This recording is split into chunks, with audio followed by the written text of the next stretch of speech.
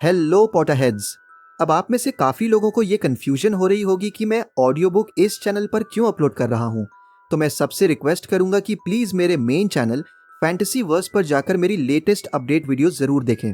अगर आप सच में हैरी पॉटर ऑडियो बुक की जर्नी को फॉलो करना चाहते हैं, चाहे आप मेरे पुराने सब्सक्राइबर हो या फिर पहली बार मेरी वीडियो देख रहे हो, तो वो वीडियो ज़रूर देखना। मेरे मेन चैनल का लिंक आपको डिस्क्रिप्शन बॉक्स में मिल जाएगा। वैसे मैंने दोनों चैनल्स को कोलैबोरेट भी किया हुआ है, इसलिए चैनल लोगो पर क्लिक करके भी आप दोनों चैनल्स तक पहुंच सकते हो।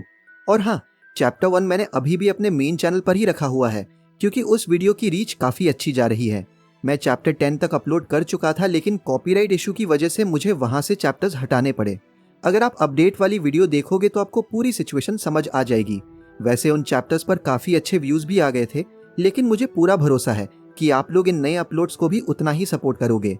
चैप्टर 10 तक मैं दो चैप्टर्स को कंबाइन करके अपलोड करूंगा और उसके बाद अपलोड्स नॉर्मल फॉर्मेट में ही चलते रहेंगे, जैसे पहले चलते थे। मैं आपको ये भी बता दूं कि इस चैनल पर मैं सिर्फ ऑडियो बुक्स ही अपलोड करूंगा, क्योंकि काफ़ी पॉसिबिलिटी है कि इस चैनल की मोनेटाइजेशन ऑन ना हो। इसलिए मेरा मेन चैनल फैंटेसी वर्स को भी सब्सक्राइब कर लेना।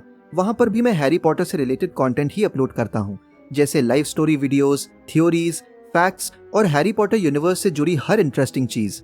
और हाँ, चैप्टर शुरू करने से पहले वीडियो को लाइक करके हाइप जरूर कर देना, ताकि आगे के चैप्टर्स में जल्दी अपलोड कर सकूं। Harry Potter and the philosopher's stone, chapter 2, the vanishing glass. जब डर्सली पति पत्नी को उनका भांजा बाहर सीढ़ियों पर मिला था, उस घटना को लगभग 10 साल हो चुके थे, पर प्रिवेट ड्राइव में शायद ही कुछ बदला था। सूरज अब भी सामने वाले साफ सुथरे बगीचे की तरफ से निकलता था और डर्सली परिवार के दरवाजे पर लगी पीतल की नेम प्लेट पर लिखे 4 नंबर को चमकाता था। इसके बाद ये उनके ड्राइंग रूम में घुसता था, जो लगभग वैसा ही था जैसा उस रात था जब मिस्टर डर्सली ने उल्लुओं के बारे में अनोखी खबर सुनी थी। केवल मैंटल पीस पर रखे फोटो ही सचमुच बता रहे थे कि कितना वक्त गुजर चुका था। 10 साल पहले वहां पर बड़ी गेंद जैसी एक मोटे गुलाबी बच्चे के बहुत से फोटो थे, जिसने रंग बिरंगी टोपियां पहन रखी थी। परंतु डडली डर्सली अब छोटा बच्चा नहीं था। अब फोटो बता रहे थे कि सुनहरे बालों वाला एक मोटा तगड़ा लड़का अपनी पहली साइकिल पर सवार है, मेले में झूला झूल रहा है, अपने पिता के साथ कंप्यूटर गेम खेल रहा है, उसकी माँ उसे गले लगा रही है और चूम रही है। कमरे में ऐसी कोई निशानी नहीं थी जिससे ये पता चले कि उस घर में एक और बच्चा भी रहता था। परंतु हैरी पॉटर अब भी वहीं था और इस समय सोया हुआ था। हालांकि वो ज्यादा देर तक नहीं सो पाया। उसकी पिटूनिया आंटी जाग गई थी और उनकी तेज आवाज उस दिन उस घर में गूंजने वाली पहली आवाज थी। उठ, जल्दी उठ, सुना कि नहीं? हैरी चौंक कर जाग गया। उसकी आंटी ने एक बार फिर दरवाजा भड़बड़ाया। उठो, वो चीखी। हैरी को उनके कदमों की आवाज से समझ में आ गया कि वो किचन की तरफ जा रही थी और फिर उसे गैस पर फ्राइंग पैन रखने की आवाज सुनाई दी। हैरी करवट बदलकर पीठ के बल लेटा और उसने वो सपना याद करने की कोशिश की जो वो उठने से पहले देख रहा था। बड़ा प्यारा सपना था। उसमें मोटरसाइकिल उड़ रही थी। उसे ये अजीब सा एहसास हो रहा था जैसे वो ये सपना पहले भी देख चुका है। उसकी आंटी दोबारा उसके दरवाजे के बाहर धमक चुकी थी। अभी तक नहीं उठे? उन्होंने चिल्लाकर पूछा। उठ तो गया, हैरी ने जवाब दिया। तो फिर जल्दी बाहर आओ। मैं चाहती हूं कि तुम नाश्ते पर नजर रखो और ध्यान रखना जला मत देना। मैं डडली के बर्थडे पर हर चीज बढ़िया चाहती हूं। हैरी के मुंह से आह निकल गई। क्या कहा तुमने?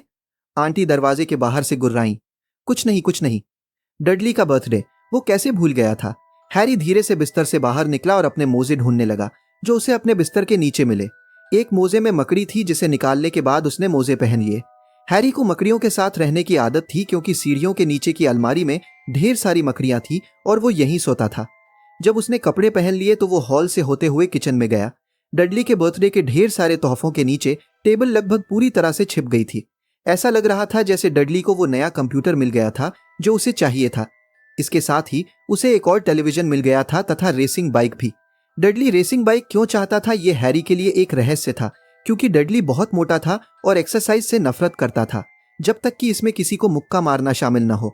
डडली का प्रिय पंचिंग बैग हैरी था, हालांकि वो उसकी पकड़ में बहुत कम आता था। हैरी दिखता नहीं था, परंतु था वो बहुत तेज। शायद ये अंधेरी अलमारी में रहने का परिणाम था कि हैरी अपनी उम्र के हिसाब से दुबला और छोटा रह गया था। पर वो सचमुच जितना था उससे भी ज्यादा दुबला और छोटा दिखता था, क्योंकि उसे हर समय डडली के पुराने कपड़े पहनना पड़ते थे और डडली उससे 4 गुना मोटा था। हैरी का चेहरा दुबला था, घुटने गांठदार, बाल काले और आंखें चमकदार हरी थीं। वो गोल चश्मा पहनता था, जिस पर बहुत सा सेलोटेप लगा रहता था, क्योंकि डडली उसकी नाक पर अक्सर मुक्के मारता रहता था। हैरी को अपनी शक्ल सूरत में सिर्फ एक ही चीज पसंद थी, उसके माथे पर बना बहुत पतला निशान, जो ऐसा दिखता था जैसे वहां पर बिजली गिरी हो। जब से उसने होश संभाला था तभी से वो इस निशान को देख रहा था, और उसे याद था कि होश संभालने के बाद उसने पिटूनिया आंटी से पहला सवाल यही पूछा था कि उसके माथे पर यह निशान कैसे बना। उस कार एक्सीडेंट में जिसमें तुम्हारे माता पिता मरे थे, उन्होंने कहा था। और हाँ, सवाल मत पूछो, सवाल मत पूछो। ये डर्सली परिवार में शांतिपूर्ण जीवन का पहला नियम था।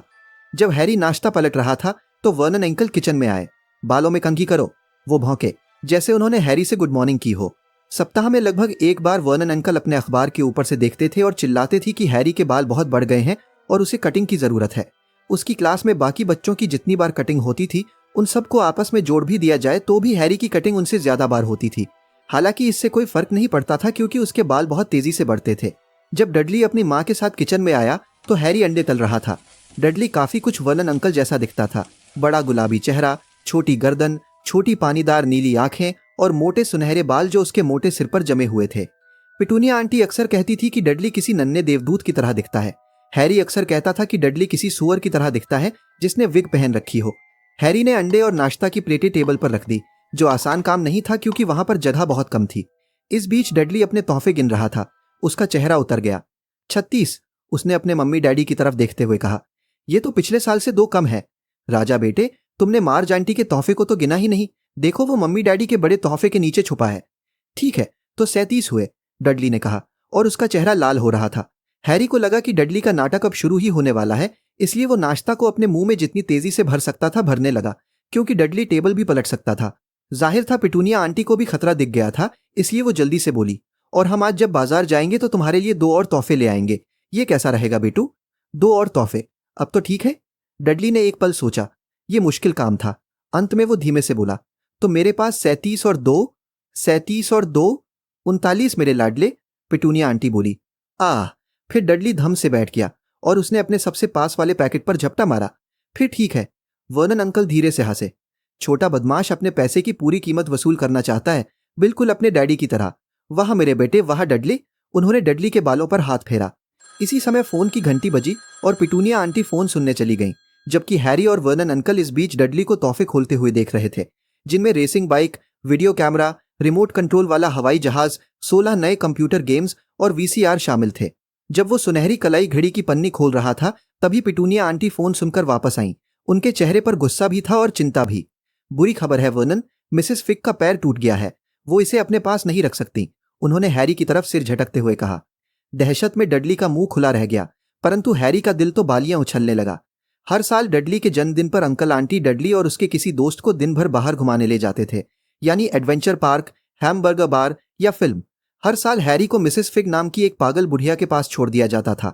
वहां पूरे घर में पत्ता गोभी की बदबू भरी रहती थी और मिसेस फिग उसे जबरदस्ती उन सब बिल्लियों के फोटो दिखाती थी जो उन्होंने कभी पाली थी। अब क्या होगा? पिटूनिया आंटी ने कहा। वो हैरी को खा जाने वाली नजरों से देख रही थी, जैसे उसी ने इसकी योजना बनाई हो। हैरी जानता था कि उसे इस बात पर दुखी होना चाहिए कि मिसेस फिग की टांग टूट गई है, परंतु यह आसान नहीं था, क्योंकि वो ये भी जानता था कि अब उसे 1 साल तक टिबल्स, स्नोई, मिस्टर पॉज और टफ्टी को नहीं देखना पड़ेगा। हम मार्ज को फोन कर सकते हैं, वर्नन अंकल ने सुझाव दिया। बेवकूफी की बातें मत करो वर्नन, वो हैरी से नफरत करती हैं। डर्सली पति पत्नी अक्सर हैरी के बारे में इसी तरह से बातें करते थे, जैसे वो वहां हो ही नहीं, या फिर वो कोई बहुत ही कम बुद्धि वाला प्राणी हो जो उनकी बातें नहीं समझ सकता हो, जैसे कोई घोंघा।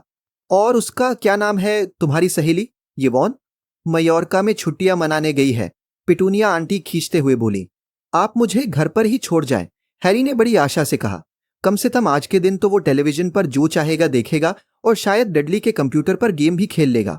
पिटूनिया आंटी को देखकर लग रहा था जैसे उन्होंने अभी अभी साबुत नींबू निगल लिया हो। और वापस लौटकर देखें कि घर तबाह हो चुका है, वो गुर्राई। मैं घर को बॉम्ब से तो नहीं उड़ा दूंगा, हैरी ने कहा, परंतु किसी ने उसकी बात नहीं सुनी। एक काम करते हैं, इसे चिड़ियाघर ले चलते हैं, पिटूनिया आंटी ने धीमे से कहा, और वहां इसे कार में छोड़ देंगे। कार नहीं है, हम इसे कार में अकेला नहीं छोड़ सकते। डडली गला फाड़कर रोने लगा। सच तो यह था कि वो रो नहीं रहा था, उसे सचमुच रोए तो बरसों हो चुके थे, परंतु वो जानता था कि अगर वो मुंह बनाएगा और जोर से रोने जैसी आवाज निकालेगा तो उसकी माँ उसकी हर इच्छा पूरी कर देगी। मेरे प्यारे राज दुलारे, रोना नहीं, मम्मी उसे तुम्हारा बर्थडे बर्बाद नहीं करने देगी, वो चीखी और उसे बाहों ने भर लिया। मैं नहीं चाहता कि वो साथ चले, डडली झूठ मूठ की जोरदार सुबकियों के बीच चीखा। वो हमेशा हर चीज गड़बड़ कर देता है। उसने अपनी माँ की बाहों के बीच से झांकते हुए हैरी को चिढ़ाया। तभी दरवाजे की घंटी बजी। हे भगवान, वो लोग आ गए, पिटूनिया आंटी हड़बड़ा कर बोली। और एक पल बाद डडली का सबसे अच्छा दोस्त पियर्स पॉलकिस अपनी माँ के साथ अंदर आ गया। पियर्स एक दुबला पतला लड़का था जिसका चेहरा चूहे जैसा था। जब डडली दूसरे बच्चों को मारता था तो आमतौर पर पियर्स ही उनके हाथ पीछे पकड़ कर रखता था। डडली ने रोने का नाटक तुरंत बंद कर दिया। आधे घंटे बाद हैरी को अपनी किस्मत पर भरोसा नहीं हो रहा था। वो डर्सली की कार में पियर्स और डडली के साथ पीछे वाली सीट पर बैठा हुआ था और जिंदगी में पहली बार चिड़ियाघर जा रहा था। उसकी आंटी और अंकल को यह समझ में नहीं आया कि उसका क्या किया जाए, परंतु चलने से पहले वर्नन अंकल हैरी को एक तरफ ले गए। मैं तुम्हें चेतावनी दे रहा हूं, अपने बड़े जामुनी चेहरे को हैरी के बिल्कुल पास लाकर उन्होंने कहा था। कान खोलकर सुन लो लड़के, कोई भी खुराफात की, कोई भी, तो मैं तुम्हें उस अलमारी में क्रिसमस तक बंद कर दूंगा। मैं कुछ नहीं करूंगा, हैरी ने कहा, कसम से। परंतु वर्नन अंकल ने उसकी बात पर विश्वास नहीं किया। कोई भी कभी नहीं करता था। समस्या ये थी कि हैरी के साथ अक्सर अजीब चीजें होती थी और डर्सली परिवार को यह बताने से कोई फायदा नहीं होता था कि उसने ये चीजें नहीं की। एक बार पिटूनिया आंटी ये देखते देखते तंग आ गई थी कि हैरी जब कटिंग कराकर लौटता था तो ऐसा लगता था जैसे नाई ने उसके बालों को छुआ ही ना हो। गुस्से में उन्होंने किचन से कैंची उठाई और हैरी के बाल इतने छोटे काट दिए कि वो लगभग गंजा हो गया। उन्होंने सिर्फ सामने की लट छोड़ दी थी ताकि उसका भयानक निशान छुप जाए। डडली तो हैरी को देखकर हंसते हंसते लोटपोट हो गया। उस रात हैरी को यह सोच सोचकर नींद नहीं आ रही थी कि अगले दिन उसका स्कूल में क्या हाल होगा। वहां पर वैसे भी बच्चे उसके ढीले ढाले कपड़े और सेलोटेप लगे चश्मे को देखकर उसकी हंसी उड़ाते थे। बहरहाल अगली सुबह जब वो उठा तो उसने देखा कि उसके बाल उतने ही बड़े हो गए थे जितने पिटूनिया आंटी ने काटने से पहले थे।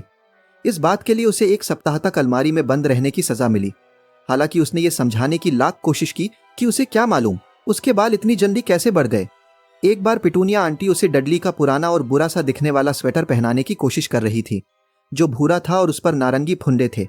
उन्होंने उसके सिर में स्वेटर घुसाने की जितनी कोशिश की वो उतना ही छोटा होता चला गया और अंत में इतना छोटा हो गया कि वो किसी दस्ताने की तरह हाथ में तो घुस सकता था, परंतु हैरी के सिर में नहीं। पिटूनिया आंटी ने सोचा स्वेटर धुलाई में सिकुड़ गया होगा और हैरी को बड़ी राहत मिली कि उसे सजा नहीं मिली। परंतु एक बार वो बहुत परेशानी में पड़ गया जब वो स्कूल के किचन की छत पर पहुंच गया था। डडली का गैंग हर दिन की तरह उस दिन भी उसका पीछा कर रहा था और बाकी लोगों के साथ साथ खुद हैरी भी ये देखकर हैरान रह गया कि वो चिमनी पर बैठा हुआ था। हैरी की प्रिंसिपल ने बहुत गुस्से में डर्सली परिवार को पत्र में लिखा कि हैरी स्कूल की इमारतों पर चढ़ रहा था, पर उसने तो सिर्फ कोशिश की थी और उसने अपनी अलमारी के बंद दरवाजे के पीछे से वर्नन अंकल को चिल्लाकर यह बात बताई थी कि वो किचन के बाहर रखे बड़े कूड़ेदानों के पीछे छलांग लगा दे। हैरी सोच रहा था कि शायद तेज हवा के झोंके ने उसकी छलांग के बीच में उसे ऊपर उठा दिया होगा, परंतु आज कोई भी गड़बड़ नहीं होगी। डडली और पियर्स के साथ दिन गुजारना भी बहुत बड़ी बात थी जब वो जगह स्कूल, उसकी अलमारी या पत्ता गोभी की बदबू से भरा मिसेस फिक का ड्राइंग रूम ना हो। गाड़ी चलाते समय वर्नन अंकल पिटूनिया आंटी के सामने सबको कोस रहे थे। कोसना उनका प्रिय शौक था। ऑफिस के लोग, हैरी, म्यूनिसिपैलिटी, हैरी, बैंक और हैरी उनके कुछ प्रिय विषय थे। आज सुबह यह विषय था मोटरसाइकिल। जब एक मोटरसाइकिल उनकी गाड़ी के आगे निकल गई तो वो बोले, जवान आवारा लोग पागलों की तरह अंधाधुंध गाड़ी भगाते हैं। मैंने सपने में एक मोटरसाइकिल देखी थी। हैरी को अचानक याद आया और उसने कहा वो उड़ रही थी। वर्नन अंकल ने आगे वाली कार में लगभग टक्कर मार दी। वो अपनी सीट में पीछे मुड़े और हैरी की तरफ देखकर चिल्लाए और इस समय उनका चेहरा मूंछ वाले किसी बड़े चुकंदर की तरह दिख रहा था। मोटरसाइकिलें उड़ नहीं सकती। डडली और पियर्स ही करने लगे। मैं जानता हूं मोटरसाइकिलें उड़ नहीं सकती, हैरी ने कहा। यह तो बस एक सपना था। परंतु वो सोच रहा था, काश उसने ये नहीं कहा होता। अगर डर्सली परिवार सवाल पूछने से भी ज्यादा किसी बात से चिढ़ता था तो ऐसा तब होता था जब हैरी बोलता था कि कोई चीज उस तरह से हो रही थी जिस तरह से उसे नहीं होना चाहिए, चाहे वो सपने में या कार्टून में ही क्यों ना हो। उन्हें लगता था इससे उसके दिमाग में खतरनाक विचार आ जाएंगे। आज बहुत सुहावना सैटरडे होने की वजह से चिड़ियाघर में बहुत से परिवारों की भीड़ थी। डर्सली ने गेट के बाहर डडली और पियर्स को बड़ी चॉकलेट आइसक्रीम दिलवाई और फिर वो हैरी को जल्दी से वहां से हटा पाते इससे पहले ही वैन में मुस्कुराती हुई महिला ने चूंकि हैरी से पूछ लिया कि उसे क्या चाहिए, इसलिए उन्हें मन मारकर उसे एक सस्ती सी लेमन आइसक्रीम दिलवानी पड़ी, जिसे चूसते हुए हैरी ने सोचा यह भी बुरी नहीं थी। तभी उसने देखा कि एक गोरिल्ला अपना सर खुजा रहा था और डडली से काफी मिलता जुलता दिख रहा था, सिवाय इसके कि गोरिल्ला के बाल सुनहरे नहीं थे। बहुत लंबे समय के बाद हैरी की सुबह इतनी अच्छी गुजरी थी। वो इस बात का ध्यान रख रहा था कि डर्सली परिवार से थोड़ी दूर चले, ताकि डडली और पियर्स, जो लंच टाइम तक जानवरों को देख देख कर बोर होने लगे थे, कहीं उसे मारने का अपना प्रिय खेल शुरू न कर दें। उन्होंने चिड़ियाघर के रेस्टोरेंट में लंच किया और इसके बाद डडली एक बार फिर हंगामा खड़ा करने लगा, क्योंकि उसकी फ्रूट आइसक्रीम खत्म हो गई थी। इस पर वर्नन अंकल ने उसे एक और आइसक्रीम दिलवा दी और हैरी को पहली वाली खत्म करने की इजाज़त दी। हैरी ने बाद में ये सोचा, उसे पता होना चाहिए था कि इतना अच्छा समय ज़्यादा देर तक नहीं चल सकता था। लंच के बाद वो लोग चिड़ियाघर के नाग भवन में गए। यहाँ ठंडक और अंधेरा था और दीवारों पर लगी खिड़कियों पर रोशनी थी। कांच के पीछे कई तरह की छिपकलियां और सांप थे, जो लकड़ी और पत्थर के टुकड़ों पर फिसल और चढ़ रहे थे। डडली और पियर्स बड़े जहरीले कोबरा और आदमी को चकनाचूर करने वाले मोटे अजगर को देखना चाहते थे। डडली ने वहां के सबसे बड़े सांप को जल्दी ही ढूंढ लिया। वो वर्नन अंकल की कार के चारों ओर अपने शरीर को 2 बार लपेटकर कार को किसी कचरे पेटी में चकनाचूर कर सकता था, परंतु इस वक्त वो ऐसा करने के मूड में नहीं दिख रहा था। सच तो ये था कि वो गहरी नींद में सो रहा था। डडली कांच पर अपनी नाक गड़ाकर खड़ा रहा और सांप की चमकदार भूरी कुंडलियों को देखता रहा। इसे उठाओ, उसने अपने पिता से झल्लाते हुए कहा। वर्नन अंकल ने कांच पर ठक ठक की, परंतु सांप हिला तक नहीं। एक बार और करो, डडली ने ऑर्डर जमाया। वर्नन अंकल ने अपनी उंगलियों के पिछले हिस्से से कांच को बढ़िया तरीके से ठोका, परंतु सांप फिर भी सोता रहा। कितना बोरिंग है, डडली ने आह भरी और पैर पटकते हुए दूर चला गया। हैरी कांच के सामने आया और उसने सांप की तरफ उत्सुकता से देखा। कोई ताज्जुब नहीं कि बेचारा सांप बोरियत के मारे ही मर जाए। साथ में कोई नहीं सिवाय उन मूर्ख लोगों के जो दिन भर उसे तंग करने की कोशिश करते थे और कांच पर अपनी उंगलियां ठोकते रहते थे। ये तो अलमारी को बेडरूम बनाने से भी बुरा था, जहां इकलौती मेहमान पिटूनिया आंटी होती थीं, जो उसे जगाने के लिए दरवाजा भड़बड़ाती थीं। कम से कम उसे पूरे घर में घूमने को तो मिल जाता था। सांप ने अचानक अपनी छोटी चमकदार आंखें खोली। सांप ने धीरे, बहुत धीरे अपना सिर उठाया, जब तक कि उसकी आंखें हैरी की आंखों की ऊंचाई तक नहीं आ गईं। उसने आंख मारी। हैरी घूरने लगा। फिर उसने जल्दी से आसपास देखा कि कहीं कोई देख तो नहीं रहा था। कोई नहीं देख रहा था। उसने सांप की तरफ पलटकर देखा और उसने भी आंख मार दी। सांप ने वर्नन अंकल और डडली की तरफ सिर को झटका दिया और अपनी आंखें छत की तरफ उठाईं। उसने हैरी को इस तरह देखा मानो कह रहा हो, मेरे साथ पूरे समय यही होता है। मैं जानता हूं, हैरी कांच के इस पार से बुदबुदाया। हालांकि उसे विश्वास नहीं था कि सांप उसकी आवाज को सुन सकता था। इससे सचमुच बहुत चिढ़ होती होगी। सांप ने तेजी से अपना सिर हिलाया। वैसे तुम कहां से आए हो? हैरी ने पूछा। सांप ने अपनी पूंछ कांच के पास लगे एक छोटे साइन बोर्ड पर मारी। हैरी ने इसे पढ़ा, बोआ कंस्ट्रिक्टर, ब्राजील। क्या वहां पर अच्छा लगता था? सांप ने एक बार फिर उसी साइन बोर्ड पर अपनी पूंछ मारी और हैरी ने पढ़ा, यह सांप चिड़ियाघर में पैदा हुआ था। अच्छा, मैं समझ गया, तुम कभी ब्राजील में रहे ही नहीं। जैसे ही सांप ने अपना सिर हिलाया, हैरी के पीछे से एक कांपफोड़ आवाज आई, जिसे सुनकर वो दोनों उछल पड़े। डडली, मिस्टर डर्सली, आइए और इस सांप को देखिए। आपको विश्वास नहीं होगा ये क्या कर रहा है। डडली जितनी तेजी से आ सकता था उनकी तरफ लुढ़कता हुआ आया। तुम हट जाओ, उसने हैरी की पसलियों में घूंसा मारते हुए कहा। अचानक हमले से हैरान हैरी कंक्रीट के फर्श पर धड़ाम से गिर पड़ा। आगे जो हुआ वो इतनी तेजी से हुआ कि कोई भी नहीं देख पाया ये कैसे हुआ। एक पल पहले तक पियर्स और डडली कांच के करीब उससे टिके खड़े थे और दूसरे ही पल वो दहशत में चीखते हुए पीछे की तरफ उछल पड़े। हैरी बैठ गया और हाँफने लगा। सांप के सामने वाला कांच गायब हो गया था। सांप अब तेजी से अपनी कुंडली खोल रहा था और फर्श पर फिसल रहा था। पूरे नाग भवन में लोग चीखने लगे और बाहर के दरवाजों की तरफ भागने लगे। जब सांप उसके पास से तेजी से सरसराता हुआ गया तो हैरी कसम खा सकता था कि उसने धीमे से फुफकारते हुए कहा था, ब्राजील, मैं आ रहा हूं, शुक्रिया दोस्त। नाग भवन का पहरेदार सदमे में था। परंतु कांच, वो बार बार कह रहा था, कांच कहाँ गया? चिड़ियाघर के डायरेक्टर ने अपने हाथ से पेटूनिया आंटी को एक कप कड़क मीठी चाय बनाकर दी और वो लगातार उनसे माफी मांगता रहा। पियर्स और डडली अनाप शनाप बक रहे थे। जहां तक हैरी ने देखा था, सांप ने कुछ भी नहीं किया था। उसने तो उनके पास से गुजरते समय सिर्फ उनके पैरों के पास अपनी पूंछ मजाक में पटकी थी। परंतु जब वो वर्नन अंकल की कार में वापस लौटे तो डडली उन्हें बता रहा था कि किस तरह सांप ने उसके पैर में लगभग काट ही लिया था और पियर्स कसम खा रहा था कि सांप ने उसे दबोचकर मारने की कोशिश की थी। परंतु कम से कम हैरी के लिए सबसे बुरी बात वो थी जो पियर्स ने कही। जब पियर्स इतना शांत हो गया कि कुछ कह सके तो उसने सबके सामने कहा था, हैरी सांप से बात कर रहा था ना हैरी? वर्नन अंकल ने तब तक इंतजार किया जब तक पियर्स उनके घर से चला नहीं गया और उसके बाद वो हैरी पर जमकर बरसे। वो इतने गुस्से में थे कि उनके मुंह से शब्द मुश्किल से निकल रहे थे। वो सिर्फ इतना कह पाए, जाओ अलमारी, वहीं रहो, कोई खाना नहीं। इतना कहने के बाद वो कुर्सी पर गिर पड़े और पेटूनिया आंटी को भागकर उनके लिए ब्रांडी का एक बड़ा पैड लाना पड़ा। हैरी काफी देर तक अपनी अंधेरी अलमारी में पड़ा रहा। वो सोच रहा था काश उसके पास घड़ी होती। वो नहीं जानता था कि कितने बज गए थे और इसलिए वो यकीन से नहीं कह सकता था कि डर्सली परिवार अभी सो गया होगा या नहीं। जब तक वो सो नहीं जाते तब तक किचन में जाकर चोरी से कुछ खाने का खतरा नहीं उठा सकता था। डर्सली परिवार के साथ रहते हुए लगभग 10 साल हो गए थे। जहां तक उसे याद था, 10 दुख भरे साल।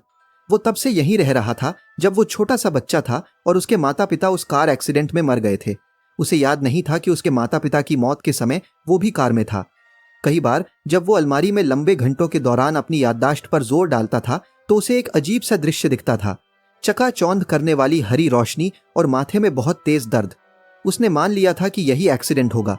हालांकि उसे ये समझ में नहीं आ रहा था कि इतनी सारी हरी रोशनी कहां से आ रही थी। उसे अपने माँ बाप की शक्ल तक याद नहीं थी। उसके अंकल आंटी उनके बारे में कभी बात नहीं करते थे और सवाल पूछने के बारे में उसे पहले ही मना कर दिया गया था। घर में उनकी एक भी फोटो नहीं थी। जब हैरी छोटा था तो अक्सर सपने देखता था कि कोई अनजान रिश्तेदार उसे यहां से दूर ले जाने के लिए आया है, परंतु ऐसा कभी नहीं हुआ। डर्सली परिवार के सिवा उसका कोई नहीं था। पर कई बार उसे ऐसा लगता था, या शायद ये उसके मन का वहम हो, जैसे सड़क पर जा रहे अनजान लोग उसे पहचानते थे। वे बड़े अजीब किस्म के अनजान लोग थे। एक बार जब वो पेटूनिया आंटी और डडली के साथ शॉपिंग करने गया तो बैंगनी हैट पहने एक नाटे आदमी ने उसकी तरफ देखकर सिर झुकाया था। पेटूनिया आंटी ने गुस्सा होकर हैरी से पूछा कि क्या वो उस आदमी को जानता था, और इसके बाद वो बिना कुछ खरीदे उन्हें दुकान से तुरंत बाहर ले आईं। सिर से पैर तक हरे कपड़े पहने एक पागल सी दिखने वाली बुढ़िया ने एक बार बच में उसकी तरफ देखकर खुशी खुशी अपना हाथ हिलाया था। बहुत लंबा जामुनी कोट पहने एक गंजे आदमी ने तो एक दिन सड़क पर उससे हाथ मिलाया था और फिर बिना कुछ कहे चला गया था। इन सभी लोगों के बारे में सबसे अजीब बात यह थी कि जिस पल हैरी उन्हें ध्यान से देखने की कोशिश करता था वो न जाने कहां गायब हो जाते थे। स्कूल में हैरी का कोई दोस्त नहीं था। सब जानते थे कि डडली का गैंग ढीले ढाले पुराने कपड़े और टूटा चश्मा पहनने वाले हैरी पॉटर से नफरत करता था और कोई भी डडली के गैंग से पंगा नहीं लेना चाहता था। हेलो पॉटरहेड्स। चैप्टर 3 शुरू करने से पहले मुझे एक कमेंट आया था जिसमें कहा गया कि मैं कैरेक्टर्स के वे ऑफ टॉकिंग को भी मिमिक करने की कोशिश करूं। तो इस वीडियो में मैंने थोड़ी बहुत मिमिक्री ट्राई की है। हालांकि मैं कोई एक्सपर्ट नहीं हूं। आप लोग वीडियो देखने के बाद जरूर कमेंट करके बताना कि क्या मुझे इसे कंटिन्यू रखना चाहिए या नहीं, क्योंकि मेरा गोल है कि हमारी इस पॉटर कम्युनिटी को बेस्ट ऑडियो बुक एक्सपीरियंस मिले। इसलिए मैं हर वीडियो की बिगिनिंग में आपसे फीडबैक लेता रहूंगा। तो प्लीज कमेंट जरूर करना ताकि मैं और बेटर मिमिक करने की कोशिश कर सकूं। और हाँ, शुरू करने से पहले वीडियो को लाइक करके हाइप जरूर कर देना और चैनल को सब्सक्राइब करना बिल्कुल मत भूलना ताकि आने वाली वीडियोस आप मिस ना करो। तो चलिए शुरू करते हैं। Harry Potter and the philosopher's stone, chapter 3, the letters from no one. Brazilian सांप के निकल भागने के कारण हैरी को अब तक की सबसे लंबी सजा मिली। जब उसे अलमारी से बाहर आने की छूट दी गई तब तक गर्मी की छुट्टियां शुरू हो चुकी थी। डडली अपना नया वीडियो कैमरा तोड़ चुका था, रिमोट कंट्रोल वाले हवाई जहाज को चकनाचूर कर चुका था और पहली बार रेसिंग बाइक चलाते समय बूढ़ी मिसेस फिग को तब टक्कर मार चुका था जब वे बैसाखियों के सहारे प्रिवेट ड्राइव की सड़क पार कर रही थी। हैरी खुश था कि स्कूल बंद हो गया, परंतु डडली के गैंग से बचने का कोई उपाय नहीं था क्योंकि वे रोज घर आ धमकते थे। पियर्स, डेनिस, मैल्कम और गॉर्डन सब के सब मोटे और मूर्ख थे, परंतु चूंकि डडली उनमें सबसे मोटा और सबसे मूर्ख था इसलिए वो उनका लीडर था। बाकी सभी खुशी खुशी डडली के मनपसंद खेल हैरी का शिकार में शामिल हो जाते थे। इस वजह से हैरी ज्यादातर समय घर से बाहर रहना पसंद करता था। यहाँ वहां भटकते हुए जब वो छुट्टियों के खत्म होने के बारे में सोचता तो उसे आशा की हल्की सी किरण नजर आती। जब सितंबर आएगा तो वो हाई स्कूल में जाएगा और जीवन में पहली बार वो डडली के साथ नहीं पढ़ेगा। डडली को वर्नन अंकल के पुराने स्कूल स्मेल्टिंग्स में भेजा जा रहा था। पियर्स पॉलकिस भी वही जा रहा था। दूसरी तरफ हैरी एक सरकारी स्कूल स्टोनवॉल हाई स्कूल में जाने वाला था जिसका डडली मजाक उड़ाता रहता था। स्टोनवॉल में पहले दिन बच्चों का सर टॉयलेट के अंदर डालते हैं, उसने हैरी से कहा। चाहो तो ऊपर आकर उसकी प्रैक्टिस कर लो। नहीं धन्यवाद, हैरी ने कहा। बेचारे टॉयलेट के अंदर तुम्हारे सर जितनी गंदी चीज पहले कभी नहीं गई होगी, वो बीमार हो जाएगा। इससे पहले कि डडली उसके कहने का मतलब समझ पाए, हैरी ने दौड़ लगा दी। जुलाई में पिट्यूनिया आंटी डडली को एक दिन लंदन ले गई क्योंकि डडली के लिए स्मेल्टिंग्स की यूनिफॉर्म खरीदनी थी। हैरी को वे मिसेस फिक के यहाँ छोड़ गईं। मिसेस फिक का व्यवहार आज पहले जितना बुरा नहीं था। बाद में हैरी को पता चला कि अपनी पालतू बिल्लियों में से एक के कारण वे गिर गई थी, जिससे उनकी टांग टूट गई, और शायद इसलिए अब मिसेस फिक को बिल्लियों से पहले जितना प्रेम नहीं रहा था। उन्होंने हैरी को टेलीविजन देखने दिया और उसे थोड़ा सा चॉकलेट केक भी दिया, जिसका स्वाद ऐसा था जैसे उसे कई सालों से संभाल कर रखा गया हो। उस शाम डडली ने अपनी नई चमचमाती यूनिफॉर्म में पूरे परिवार के सामने ड्राइंग रूम में परेड की। स्मेल्टिंग्स पे पढ़ने वाले लड़के मेहरून रंग का लंबा कोट, नारंगी निकर और बोटर नाम के स्ट्रॉ हैट पहनते थे। वे गांठदार छड़ी भी रखते थे और टीचर्स की आंख बचाकर उससे एक दूसरे को मारते थे। ऐसा लगता था जैसे बाद के जीवन के लिए यह बहुत अच्छी ट्रेनिंग है। जब वर्नन अंकल ने डडली को नई यूनिफॉर्म में देखा तो वे भारी आवाज में बोले कि यह उनके जीवन का सबसे गौरवशाली पल है। पिट्यूनिया आंटी की आंखों में खुशी के आंसू छलक आए और वे कहने लगी कि उन्हें यकीन ही नहीं हो रहा कि यह उनका छोटा सा डडली बीटू है जो इतना सुंदर और बड़ा दिख रहा है। हैरी की बोलने की हिम्मत नहीं हो रही थी। उसे लग रहा था जैसे हंसी रोकने की कोशिश में उसकी 2 पसलियां पहले ही टूट चुकी होंगी। अगली सुबह जब हैरी नाश्ता करने गया तो किचन में भयानक बदबू भरी थी। ऐसा लग रहा था जैसे बदबू सिंक में रखे लोहे के एक बड़े टब में से आ रही थी। उसने इसमें झांक कर देखा। टब में गंदे कपड़े भरे थे जो भूरे पानी में तैर रहे थे। ये क्या है? उसने पिट्यूनिया आंटी से पूछा। उसके होठ जैसे सिले हुए थे, क्योंकि जब भी वो सवाल पूछने की गुस्ताखी करता था वह अपने होठ कसकर बंद कर लेता था। बेवकूफ हो क्या? पिट्यूनिया आंटी ने तमतमाते हुए कहा। मैं तुम्हारे लिए डडली के पुराने कपड़े भूरे रंग में रंग रही हूँ। जब काम पूरा हो जाएगा तो यह यूनिफॉर्म भी बाकी बच्चों जैसी ही दिखेगी। हैरी को इस बारे में संदेह था, परंतु उसने सोचा कि बहस करने से कोई फायदा नहीं होगा। वह टेबल पर बैठ गया और उसने कोशिश की कि वह इस बारे में न सोचे कि स्टोनवॉल हाई स्कूल में पहले दिन उसका हुलिया कैसा दिखेगा। शायद वैसा जैसे उसने किसी बड़े हाथी की खाल ओढ़ रखी हो। डडली और वर्नन अंकल अंदर आए और हैरी की नई यूनिफॉर्म की बदबू के कारण दोनों की ही नाक सिकड़ी हुई थी। वर्नन अंकल ने हमेशा की तरह अपना अखबार खोला और डडली अपनी स्मेल्टिंग्स की छड़ी से, जिसे वो हर जगह साथ ले जाता था, टेबल पर ठक ठक करने लगा। तभी उन्हें लेटर बॉक्स खुलने की आवाज सुनाई दी और फिर फर्श पर चिट्ठियां गिरने की आवाज आई। चिट्ठियां लाओ डडली, वर्नन अंकल ने अखबार के पीछे से कहा। हैरी से कहो ना। हैरी, चिट्ठियां लाओ। डडली से कहिए ना। डडली, अपनी स्मेल्टिंग्स की छड़ी से चुभाओ। अपने आप को स्मेल्टिंग्स की छड़ी से बचाते हुए हैरी चिट्ठियां लाने चला गया। फर्श पर 3 चिट्ठियां पड़ी थीं। वर्नन अंकल की बहन मार्ज का पोस्टकार्ड जो आइल ऑफ वाइट पर छुट्टियां मना रही थी, एक भूरा लिफाफा जो शायद कोई बिल था, और एक चिट्ठी हैरी के नाम। हैरी ने चिट्ठी उठाई और उसे गौर से देखा। उसका दिल किसी बड़े रबर बैंड की तरह उछल रहा था। जिंदगी में किसी ने भी कभी भी उसे चिट्ठी नहीं लिखी थी। उसे कौन चिट्ठी लिखता? उसके ना दोस्त थे न ही रिश्तेदार। वो किसी लाइब्रेरी का मेंबर भी नहीं था, इसलिए उसे किताबें लौटाने के बारे में अपमानजनक पत्र भी नहीं मिलते थे। बहरहाल उसके सामने एक चिट्ठी थी और पते से साफ जाहिर था कि इसमें गलती की कोई गुंजाइश नहीं थी। मिस्टर एच पॉटर, सीढ़ियों के नीचे वाली अलमारी, 4 प्रिविट ड्राइव, लिटिल विंजिंग, सरे। लिफाफा मोटा और भारी था तथा पीले चमड़े के कागज से बना था और उस पर हरी स्याही से पता लिखा था। लिफाफे पर एक भी टिकट नहीं लगा था। लिफाफे को पलटते समय उसके हाथ कांपने लगे।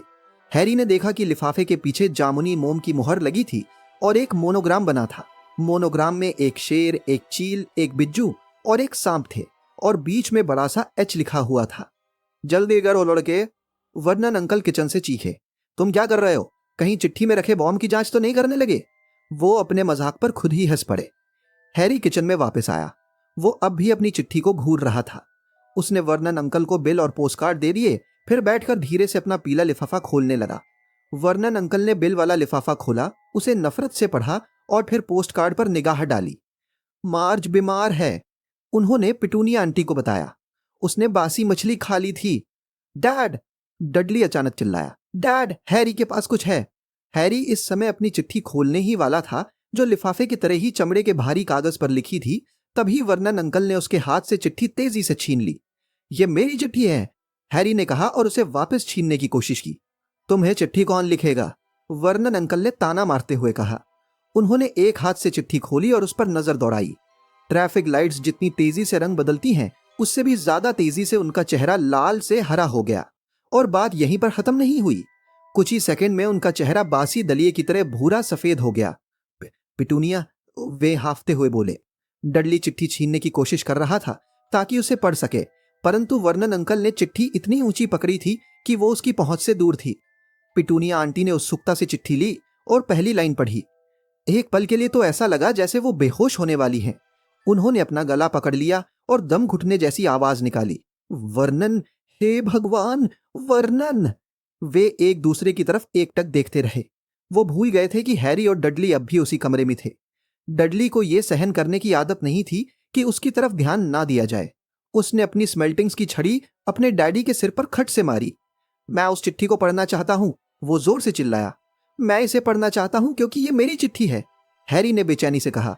दोनों बाहर निकलो, वर्णन अंकल ने चिट्ठी को लिफाफे के अंदर ठूंसते हुए कहा। हैरी हिला भी नहीं। मुझे मेरी चिट्ठी चाहिए, हैरी चिल्लाया। मुझे चिट्ठी पढ़ने दो, बाहर निकलो। इसके बाद उन्होंने हैरी और डडली की गर्दन पकड़ी और उन्हें हॉल में फेंक दिया और किचन का दरवाजा धड़ाम से बंद कर लिया। हैरी और डडली तुरंत ही एक जोरदार परंतु खामोश लड़ाई में जुट गए कि चाबी के छेद में से कौन सुने। डडली इस लड़ाई में जीत गया, इसलिए हैरी, जिसके एक कान पर उसका चश्मा लटक रहा था, पेट के बल लेटकर उस दरार में से सुनने लगा जो दरवाजे और फर्श के बीच में थी। वर्नन, पिटूनिया आंटी कांपती आवाज में कह रही थीं, पता देखो, उन्हें कैसे मालूम वो कहां सोता है? कहीं ऐसा तो नहीं कि वे घर पर नजर रख रहे हैं? नजर रख रहे हैं, जासूसी कर रहे हैं, पीछा कर रहे हैं, कुछ भी हो सकता है। वर्नन अंकल बहुत परेशान आवाज में बोले। परंतु वर्नन, हम क्या करें? इसका जवाब दें, ये कह दें कि हम नहीं चाहते? हैरी को दिख रहा था कि वर्नन अंकल के चमकते काले जूते किचन में इधर से उधर आ जा रहे थे। नहीं, उन्होंने फैसला करते हुए कहा, नहीं, हम इसकी तरफ ध्यान नहीं देंगे। अगर उन्हें कोई जवाब नहीं मिलेगा तो हाँ, यही सबसे अच्छा रहेगा, हम कुछ भी नहीं करेंगे। पर वर्नन अंकल गुस्से से बोले, मैं अपने घर में उस तरह की कोई चीज नहीं चाहता पिटोनिया। जब हमने उसे घर में रखा था तो क्या हमने उस वक्त ये कसम नहीं खाई थी कि हम इस खतरनाक बेवकूफी को बंद कर देंगे? उस शाम को ऑफिस से लौटने के बाद वर्नन अंकल ने एक ऐसा काम किया जो उन्होंने पहले कभी नहीं किया था। वे हैरी की अलमारी में उससे मिलने गए। जैसे ही वर्नन अंकल दरवाजे में जैसे तैसे घुसकर अंदर आए, हैरी ने पूछा, मेरी चिट्ठी कहाँ है? मुझे किसने चिट्ठी लिखी है? किसी ने नहीं, उस पर गलती से तुम्हारा नाम लिखा हुआ था। वर्नन अंकल ने रूखेपन से कहा, मैंने चिट्ठी जला दी है। कहीं कोई गलती नहीं थी, हैरी ने गुस्से से कहा, उस पर मेरी अलमारी का पता लिखा था। चुप रहो, वर्नन अंकल इतने जोर से चीखे कि छत से 2 मकड़ियां नीचे गिर पड़ी। कई गहरी सांसें लेने के बाद वर्नन अंकल ने अपने चेहरे को मुस्कुराने के लिए मजबूर किया, जो बहुत कष्ट में दिख रहा था। अच्छा हाँ हैरी, इस अलमारी के बारे में तुम्हारी आंटी और मैं सोच रहे थे, अब तुम्हारे हिसाब से ये अलमारी छोटी पड़ने लगी है। हमने सोचा अच्छा यही रहेगा कि तुम डडली के दूसरे बेडरूम में रहने लगो। क्या? सवाल मत पूछो, अपना सामान ऊपर ले जाओ अभी। डर्सली परिवार के घर में 4 बेडरूम थे। एक वर्नन अंकल और पिटूनिया आंटी के लिए, दूसरा मेहमानों के लिए, आमतौर पर वर्नन अंकल की बहन मार्च के लिए, तीसरा जिसमें डडली सोता था, और चौथा जहां डडली अपने खिलौने और वे सारी चीजें रखता था जो उसके पहले बेडरूम में नहीं आ पाती थी। हैरी को अपना पूरा सामान अलमारी से इस कमरे तक ले जाने में सिर्फ एक ही चक्कर लगाना पड़ा। वे बिस्तर पर बैठा और उसने अपने चारों तरफ ध्यान से देखा। यहां रखी लगभग हर चीज टूटी फूटी थी। एक महीने पुराना वीडियो कैमरा उस छोटे और सही सलामत टैंक के ऊपर पड़ा था, जिसे एक बार डडली ने पड़ोसी के कुत्ते के ऊपर चढ़ा दिया था। कोने में डडली का पहला टेलीविजन रखा था, जिसे उसने उस दिन लात मार के तोड़ दिया था जब उसका मनपसंद सीरियल नहीं आया था।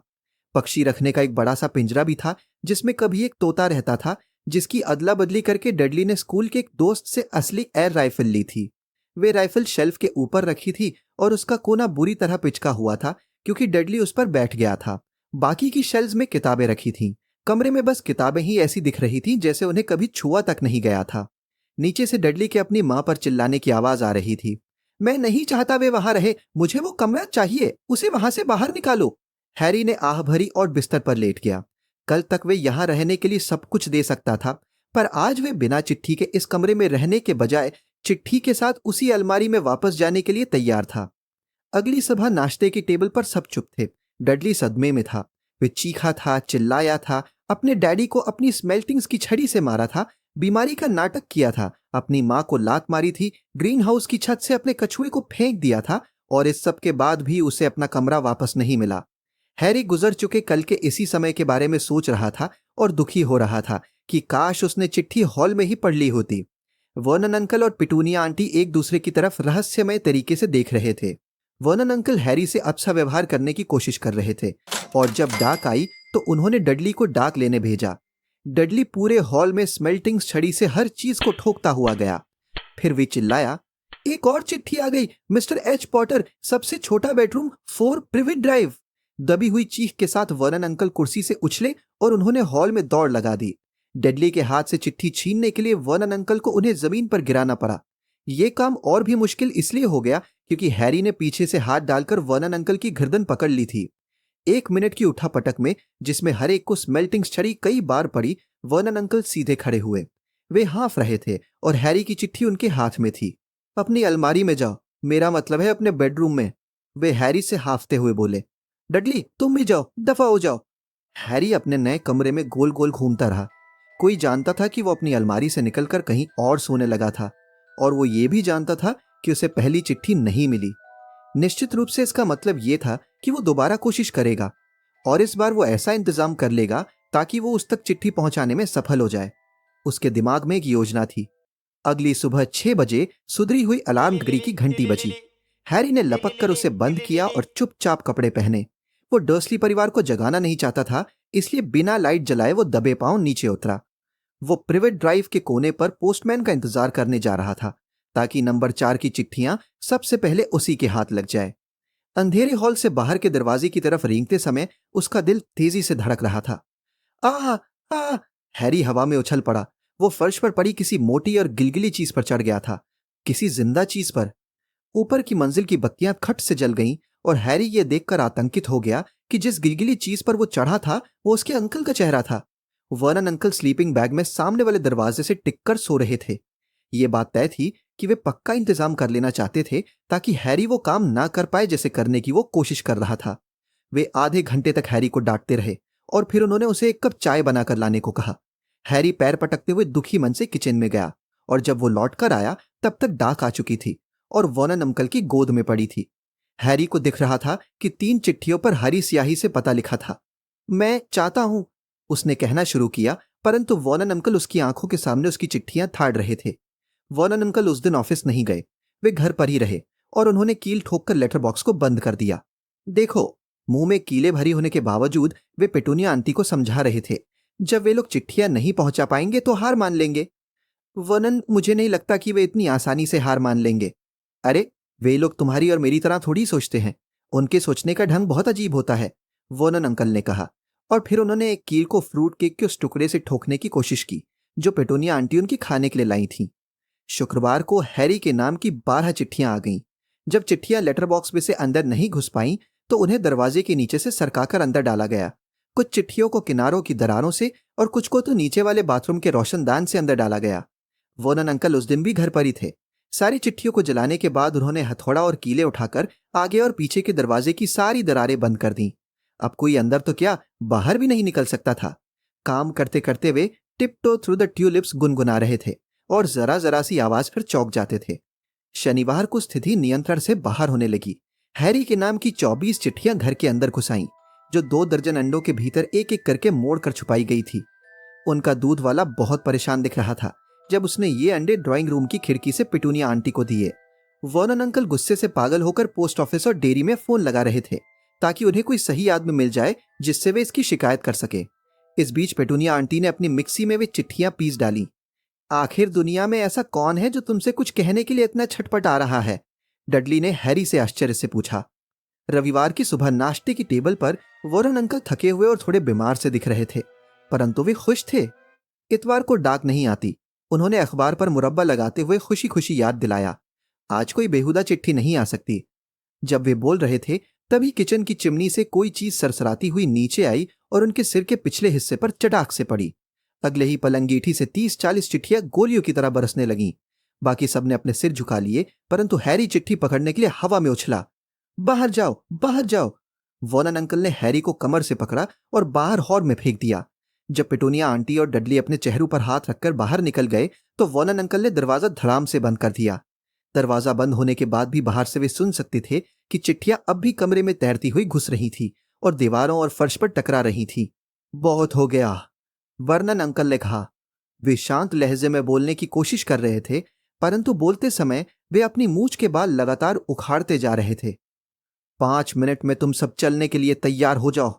हम लोग यहाँ से दूर जा रहे हैं, सिर्फ कुछ कपड़े पैक कर लो, कोई बहस नहीं। अपनी आधी मूछ के बिना वे इतने खतरनाक दिख रहे थे कि उनसे बहस करने की किसी की हिम्मत नहीं हुई। 10 मिनट बाद वे लोग कीलों से बंद दरवाजों को झटके से खींचते हुए बड़ी मुश्किल से बाहर आए, कार में बैठे और कार हाईवे पर हवा से बातें करने लगी। डेडली पिछली सीट पर सुबक रहा था। उसके डैडी ने उसे सिर पर मार दिया था क्योंकि अपने टेलीविजन, वीसीआर और कंप्यूटर को स्पोर्ट्स बैग में पैक करने में उसे कुछ ज्यादा ही समय लग रहा था। उनकी कार चलती रही और चलती रही, यहां तक कि पेटूनिया आंटी भी यह पूछने में डर रही थी कि वे जा कहां रहे थे। बीच बीच में वर्नन अंकल झटके से गाड़ी मोड़ लेते थे और कुछ समय तक विपरीत दिशा में कार चलाने लगते थे। पीछा करने वालों, अब क्या करोगे? पीछा करने वालों, अब क्या करोगे? दिन भर हो गया परंतु वे खाने पीने के लिए कहीं नहीं रुके। रात तक डडली दुखी होकर चिंघाड़ने लगा। उसकी जिंदगी में इतना बुरा दिन पहले कभी नहीं गुजरा था। वह भूखा था। उसके 5 मनपसंद टेलीविजन सीरियल छूट गए थे। यही नहीं, आज से पहले वह अपने कंप्यूटर पर किसी दुश्मन को मारे बिना इतने समय तक कभी नहीं रहा था। आखिरकार वर्नन अंकल एक गंदे से होटल के सामने रुके जो एक बड़े शहर के बाहरी हिस्से में था। डडली और हैरी एक ही कमरे में सोए जिसमें डबल बेड था और सीली हुई गंदी चद्दरें थी। डडली खर्राटे भरने लगा परंतु हैरी जागता रहा। वह खिड़की की चौखट पर बैठकर नीचे से गुजर रही कारों की रोशनियां देख रहा था और सोच रहा था। अगला दिन नाश्ते में उन्होंने बासी कॉर्नफ्लेक्स और ठंडे डिब्बा बंद टमाटर के साथ टोस्ट खाया। उन्होंने नाश्ता खत्म ही किया था कि तभी होटल की मालकिन उनकी टेबल के पास आई। माफ कीजिए, परंतु क्या आप में से किसी का नाम मिस्टर एच पॉटर है? मेरे पास रिसेप्शन में इस तरह की लगभग 100 चिट्ठियां रखी हैं। उसने एक चिट्ठी दिखाई ताकि वे हरी स्याही में लिखा पता पढ़ सकें। मिस्टर एच पॉटर, कमरा number 17, rail view hotel, Cokeworth. Harry ने चिट्ठी को झपटना चाहा परंतु वर्नन अंकल ने उसके बड़े हुए हाथ को हटाकर एक तरफ कर दिया। मालकिन घूरती रही। मैं इन्हें ले लेता हूं, वर्नन अंकल बोले और जल्दी से खड़े होकर वे उसके पीछे पीछे डाइनिंग रूम से बाहर चले गए। डियर, क्या यह बेहतर नहीं होगा कि हम घर लौट चलें? पेट्यूरिया आंटी ने कई घंटे बाद डरते डरते सुझाव दिया, परंतु ऐसा लगा जैसे वर्नन अंकल ने उनकी बात सुनी ही नहीं थी। वर्नन अंकल क्या चाहते थे यह उनमें से कोई नहीं जानता था। वर्नन अंकल उन्हें कार से जंगल के बीचों बीच ले गए। वहां कार से बाहर निकले, चारों तरफ देखा, अपना सिर हिलाया, दोबारा कार में बैठे और एक बार फिर चल पड़े। यही हाल ही में जुते एक खेत के बीच, एक झूला पुल के बीचों बीच और एक बहुमंजिला कार पार्किंग में हुआ। डैडी पागल हो गए हैं, है ना? डडली ने पेट्यूनिया आंटी से देर शाम को धीमी आवाज में पूछा। वर्नन अंकल कार को समुद्र के किनारे पार्क करके और उन सभी को उसके अंदर लॉक करके कहीं चले गए थे। बारिश होने लगी। बड़ी बड़ी बूंदें कार की छत पर शोर मचाने लगी। डडली झींक रहा था। आज मंडे है, वह अपनी माँ से बोला। द ग्रेट हम्बर्टो आज रात आने वाला है। मैं किसी ऐसी जगह पर ठहरना चाहता हूँ जहाँ टेलीविजन हो। मंडे, ये सुनकर हैरी को कुछ याद आया। अगर आज मंडे था और टेलीविजन के कारण डडली से सप्ताह के दिनों के बारे में आमतौर पर कोई गलती नहीं हो सकती थी, तो कल यानी ट्यूसडे को हैरी का 11वां जन्मदिन है। जाहिर है उसके बर्थडे खास खुशी के मौके नहीं होते थे। पिछले साल डर्सली परिवार ने उसे कोट टांगने वाला हैंगर दिया था और वर्नन अंकल के एक जोड़ी पुराने मोजे। फिर भी कोई रोज रोज तो 11 साल का नहीं होता है। वर्नन अंकल वापस आ गए थे और अब वे मुस्कुरा रहे थे। उनके हाथ में एक लंबा पतला पैकेट था और जब पेट्यूनिया आंटी ने उनसे पूछा कि वे क्या खरीद कर लाए हैं तो उन्होंने कोई जवाब नहीं दिया। बिल्कुल सही जगह मिल गई है, उन्होंने कहा। आ जाओ, सब बाहर निकल आओ। कार के बाहर बहुत ठंडक थी। वर्नन अंकल समुद्र के काफी भीतर एक बड़ी चट्टान की तरफ इशारा कर रहे थे। चट्टान के ऊपर एक छोटी सी झोपड़ी बनी थी जिससे बुरी झोपड़ी की आप कल्पना भी नहीं कर सकते।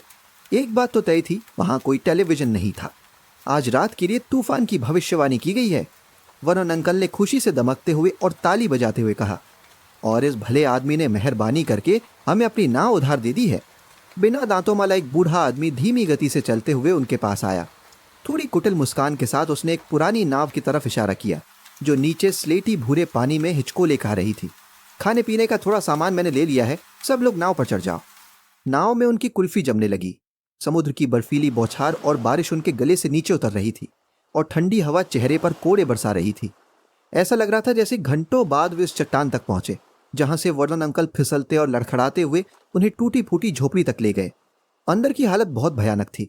समुद्री शैवाल की बुरी बदबू आ रही थी। लकड़ी की दीवारों के बीच मोटी मोटी दरारों से हवा सीटी बजाती हुई आ रही थी और अंगीठी सीली और खाली थी। झोपड़ी में सिर्फ 2 ही कमरे थे। वर्नन अंकल के खाने पीने के सामान में 4 केले और सबके लिए आलू चिप्स के एक पैकेट ही था।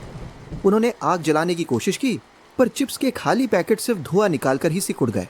ऐसे समय वो चिट्ठियां होती तो मजा आ जाता है ना। वे बहुत अच्छे मूड में थे। जाहिर था वे सोच रहे थे कि इस तूफान में उन तक चिट्ठियां पहुंचाने कोई यहाँ तक नहीं आ सकता। हैरी मन ही मन इस बात से सहमत था। हालांकि इस विचार से उसे जरा भी खुशी नहीं हो रही थी। जब रात हुई तो भविष्यवाणी के अनुसार तूफान उनके चारों तरफ गरजने लगा। ऊंची लहरों की बौछारें झोपड़ी की दीवारों पर टकराने लगी और तूफानी हवा गंदी खिड़कियों को हिलाने लगी। पिटूनिया आंटी को दूसरे कमरे में कुछ सीले हुए कंबल मिल गए और उन्होंने दीमक लगे सोफे पर डेडली के लिए बिस्तर लगा दिया। वे और वॉरेन अंकल अंदर वाले मोटे पलंग पर सोने चले गए और हैरी को उसके हाल पर छोड़ दिया गया कि वो फर्श पर सबसे नरम जगह ढूंढ ले और सबसे पतले और फटे कंबल के नीचे दुबक कर सो जाए। जब रात गहराने लगी तो तूफान और भी भयानक होता चला गया। हैरी सो नहीं सका। वो कांपता रहा, करवटें बदलता रहा और कोशिश करता रहा कि उसे थोड़ा आराम मिल जाए, परंतु उसका पेट भूख के मारे गुड़गुड़ कर रहा था। डडली के खर्राटे तूफान की आवाज़ों में दब गए, जो आधी रात के करीब शुरू हुए। डडली की घड़ी उसकी मोटी कलाई पर सोफे से नीचे लटक रही थी और हैरी को उसके चमकते डायल से यह दिख रहा था कि 10 मिनट बाद वो 11 साल का हो जाएगा। वो लेटा रहा और देखता रहा कि उसका बर्थडे टिक टिक करके करीब आ रहा है। वो सोच रहा था कि क्या डर्सली परिवार को उसका बर्थडे याद रहेगा, और ये भी कि चिट्ठियाँ लिखने वाला इस समय कहाँ होगा। 5 मिनट बचे थे। हैरी को बाहर किसी चीज़ के चरमराने की आवाज़ आई। उसे डर लगा कि कहीं छत टूट कर न गिर जाए। हालांकि ऐसा होने पर उसे अधिक गर्मी मिल जाएगी, इसमें कोई संदेह नहीं था। 4 मिनट बचे थे। शायद प्रिवेट ड्राइव के घर में अब तक इतनी सारी चिट्ठियाँ इकट्ठी हो गई होंगी कि जब वे वापस लौटेंगे तो वो किसी तरह से एक चिट्ठी चुराने में सफल हो जाएगा। 3 मिनट बचे थे। क्या ये समुद्र की आवाज़ थी जो इतनी बुरी तरह से चट्टानों से टकरा रहा था? और 2 मिनट बचे थे। ये अजीब सी चटकने की आवाज़ कैसी थी? क्या कोई चट्टान समुद्र में गिर रही है? 1 मिनट बचा था और फिर वो 11 साल का हो जाएगा। 30 सेकंड, 20, 10, 9। शायद उसे डडली को उठा देना चाहिए, सिर्फ उसे चिढ़ाने के लिए। 3, 2, 1, बड़ाम! पूरी झोपड़ी हिल गई। हैरी उठकर सीधा बैठ गया और दरवाजे को भोरने लगा। कोई बाहर खड़ा था और अंदर आने के लिए दरवाज़ा खटखटा रहा था।